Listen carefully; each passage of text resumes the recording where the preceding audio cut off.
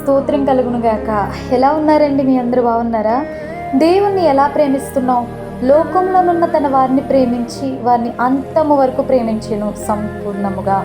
యోహాను సువార్త 13:1 మానవ సంబంధాలు కలిగి ఉన్న మనం ఎవరినైనా వ్యక్తి మధ్యలోనే మనల్ని విడిచిపెట్టి వెళ్ళిపోతారు అని తెలిస్తే ప్రాణముగా చూసుకునే కన్నబిడ్డలు అందరి వలె మధ్యలో మమ్మల్ని ఏ వృద్ధాశ్రమంలోనో వేస్తారని తెలిస్తే ప్రాణంగా చూసుకునే భార్య లేదా భర్త మధ్యలోనే మనల్ని విడిచిపెట్టేసి మన జీవితంలో నుండి వెళ్ళిపోతారని తెలిస్తే ఒకటే ప్రాణముగా బ్రతికిన స్నేహితులు ఆ కారణముగా మధ్యలోనే విడిచి వెళ్ళిపోతారు అని తెలిస్తే సాధారణ మానవులమైన మనము ఏ వ్యక్తితో కూడా ఎలాంటి బంధాన్ని ప్రేమను పెంచుకోము. వారితో జీవించడానికి ఇష్టపడం, వారితో కలిసి బ్రతకలేం. మధ్యలోనే ఒక వ్యక్తి మోసం చేసి వెళ్ళిపోతారు అని తెలిస్తే ఆ వ్యక్తిని ప్రేమించడానికి, పెళ్లి చేసుకోవడానికి సిద్ధపడం, వారితో స్నేహం చేయడానికి అంగీకరించలేమండి.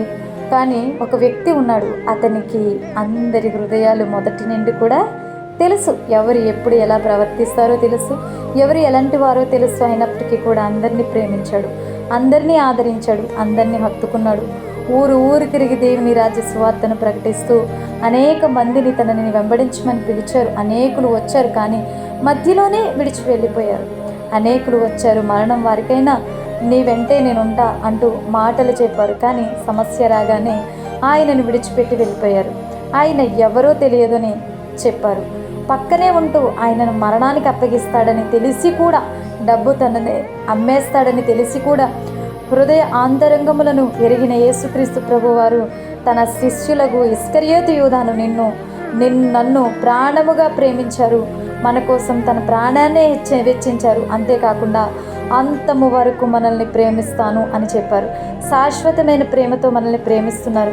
మీలో విశ్వసించని వారు కొందరున్నారు. వారితో చెప్పాను, విశ్వసించని వారెవరో, తను అప్పగింపబోతున్న వాడెవడో మొదటి నుండి యేసయ్యకి తెలుసు. ఓ మానవ, ఇలాంటి ప్రేమమయుడిని 30 వెండి నాణెములకు అమ్మేశాడు ఇస్కరియోతు యూదా. ఆయన ఎవరో నాకు తెలియదు అంటూ ఒట్టు పెట్టుకున్నాడు పేతురు. ఆయనను ప్రధాన యాజకులు పట్టుకోగానే శిష్యులందరూ విడిచి వెళ్ళిపోయారు. ఆయన ఇంటివారు ఆయనను అపహాస్యం చేశారు. మరి ఇలాంటి ప్రేమమయుడిని నీవు ఎలా గుర్తిస్తున్నావు? ఎలా చూస్తున్నావు? ఎలా ప్రేమిస్తున్నావు? ఆయనకు నీ ఆలోచనలు ఏమిటో తెలుసు, నీ గత జీవితం ఏంటో తెలుసు, నీ ప్రస్తుత జీవితం ఏంటో తెలుసు. అయినప్పటికీ కూడా ఇస్కరియోతు యూదాకు అవకాశం ఇచ్చినట్లే నీకు నాకు ఎన్నో అవకాశాలు ఇస్తూ, మనం కేవలం ఎన్నిక లేని వారమని, మంటి వారమని తెలిసి కూడా మనకి గొప్ప గొప్ప తలాంతులను, రక్షణను ఇచ్చి తన కృపావరములను అనుగ్రహించి తన బిడ్డగా జీవించమని చెప్తే, తనకి సాక్షిగా బ్రతకమని చెప్తే, తన నోటి బూరగా మనల్ని ఏర్పరచుకుంటే మరి మనం ఎలా జీవిస్తున్నాం? డబ్బు సంచి కోసం ఎదురు చూస్తున్న యూదా వలన, మధ్యలో విడిచిపెట్టి వెళ్ళిపోయేలా శిష్యుల వలన, ఆయన ఎవరూ తెలియదని చెప్పిన పేతురు వలన ఒకసారి ఆలోచిద్దాం. దేవుని ఎడల మనకు కలిగి ఉన్న ప్రేమ ఎలా ఉందో ఒక్కసారి పరీక్షించుకుని సరి చేసుకుందాం. ఈ మాటలు మిమ్మల్ని ధైర్యపరిచినట్లయితే లైక్ చేయండి, షేర్ చేయండి, సబ్స్క్రైబ్ చేయండి. గాడ్ బ్లెస్ యూ అండి.